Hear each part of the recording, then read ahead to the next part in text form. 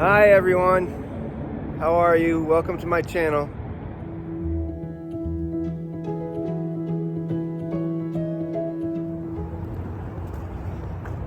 It's November 26th, 2024. Say hello to my new friends.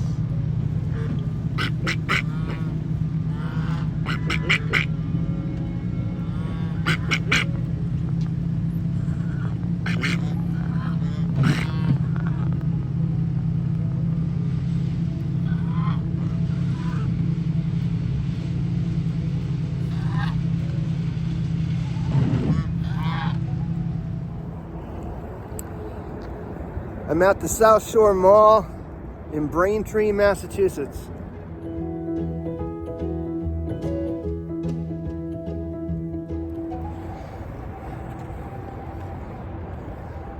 I'm grateful for all of you that are here to watch my video. It's 2 days before Thanksgiving.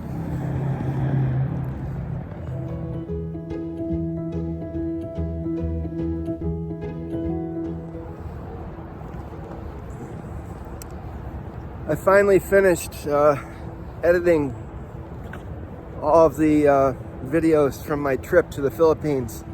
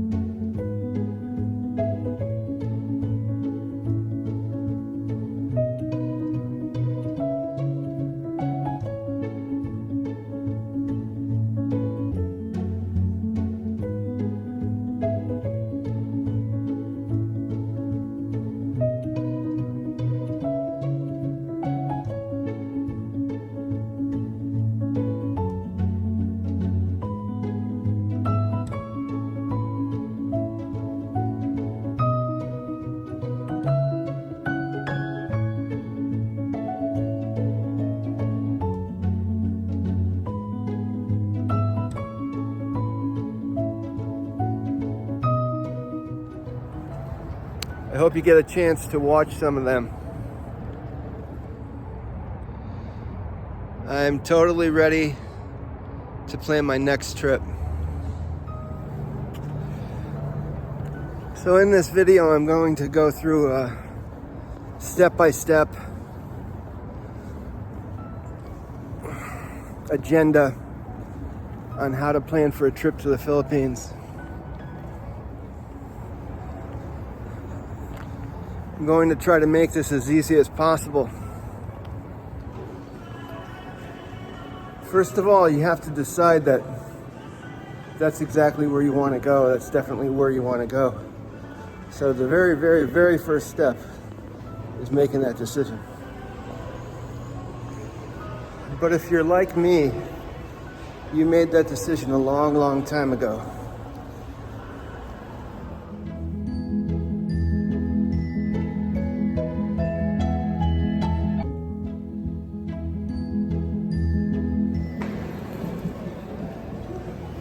So now that you've decided that that's where you want to go, your first real step is getting that plane ticket.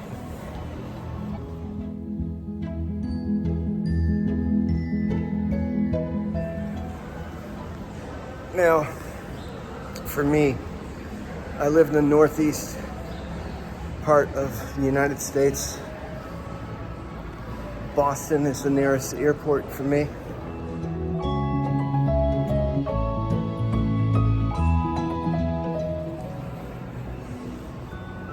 When flying to the Philippines, you have two basic choices for international flights, and that's either Manila or Cebu. Manila is always going to be cheaper. There's many different sites that you could use that are going to offer you discounted flights. I'm not going to list them all here. Maybe a few. There's many places to go. You need to check around, see what one works for you. Obviously, if it's something you've used in the past and it worked for you, go ahead and use it again.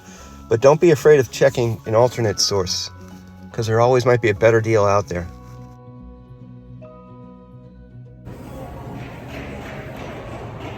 All right, so as you can see, there's many different places where you could use to get good prices on tickets. The secret is playing with the dates a little bit. If you're somewhat flexible in your flight, you can definitely get a better deal. Here, I'll show you. You just got to fill it out when you get there. Put in the destination that you want to go to. And then get to the calendar and pick the date that you want to go. So let's say I want to go March. As I said before, 1 week's not going to do it. So 2 weeks, 3 weeks. 3 weeks is probably better. 3 weeks or even 4 weeks. And then let the app do its magic. See what it comes up with.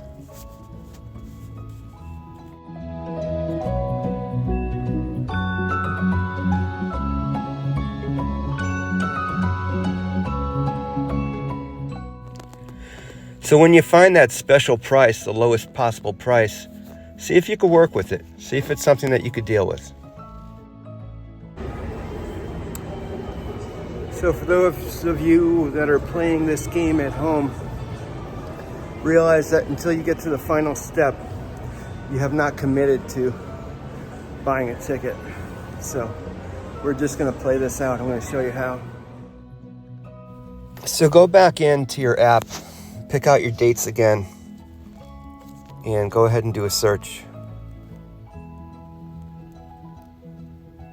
So if you noticed before, the lowest price was $8.99. That price isn't there anymore. There's a saying, he who hesitates is lost. It's definitely a true statement. Sometimes you have to act right away.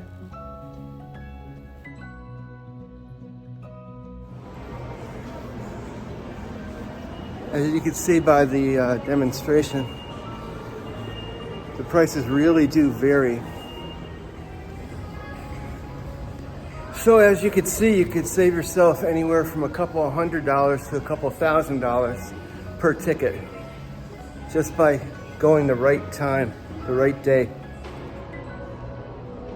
I'm not sure why there's such a discrepancy in the prices, but there is. And it depends on what day you buy the ticket, what time you buy the ticket. It's really kind of crazy. It doesn't make any sense at all. So that being said, you need to set your own parameters. You know, how much is too much? How much is, I'm not paying any more than.